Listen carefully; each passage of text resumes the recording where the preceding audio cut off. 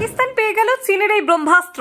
এক নিমেষে কয়েক গুণ ক্ষমতা বেড়ে গেল পাকিস্তানের। চীনের জেট-10 হেলিকপ্টারে সজ্জিত হলো পাকিস্তান। দক্ষিণ এশিয়ায় শুরু নতুন যুদ্ধ সমীকরণ। পাকিস্তানের আকাশে জেট-10 তাণ্ডব। ভারত পাক যুদ্ধের উত্তেজনায় এলো নতুন মাত্রা।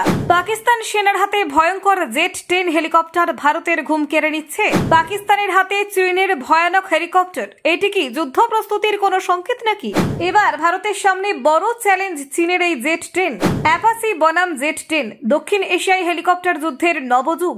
এই পরিস্থিতিতে কি করবে ভারত? দেখুন, পাকিস্তান সেনাবাহিনীর আকাশ যুদ্ধক্ষেত্রে বড় ধরনের পরিবর্তন এসেছে চীনের তৈরি জেট-10 মাল্টি-রোল অ্যাটাক হেলিকপ্টার সংযোজনের মাধ্যমে।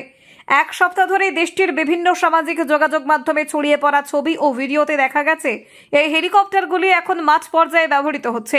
পাকিস্তান আর্মি এভিয়েশন কর্পস এই হেলিকপ্টার পরিচালনা করছে বলে জানা গেছে।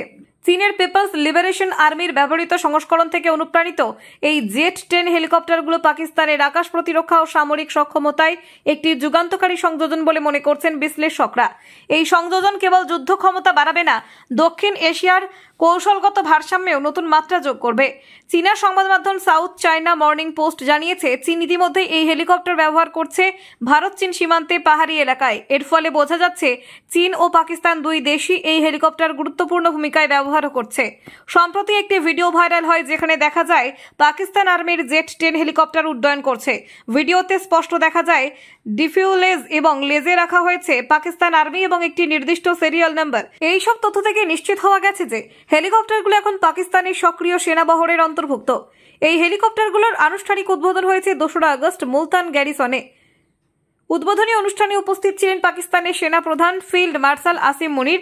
এর আগে শোনা যাচ্ছিল পাকিস্তান সরকার মোট 40টি জেট-10 হেলিকপ্টার সংগ্রহ করেছে, যদিও এখনও সরবরাহের পূর্ণ সময়সূচি প্রকাশ করা হয়নি। সম্ভাবনা রয়েছে 2026 সালের মার্চে প্রজাতন্ত্র দিবসে ইসলামাবাদে আয়োজিত কুচকাওয়াজে এই হেলিকপ্টারগুলোর আনুষ্ঠানিক প্রদর্শন করা হবে। পাকিস্তান ইতিমধ্যে ভারতীয় রাফাল যুদ্ধবিমান ভূপতিত করার দাবি করেছে, যা জে-10C যুদ্ধবিমান ব্যবহার করে করা হয় বলে জানানো হয়। এই ঘটনার পর চীন ও পাকিস্তানের সামরিক সম্পর্ক আরও ঘনিষ্ঠ হয়ে উঠেছে। চীনের central military combination vice chairman Zhang Youxia 25শে জুলাই বেজিংয়ে পাকিস্তানের সেনাপ্রধান আসিম মুনিরের সঙ্গে বৈঠক করেন।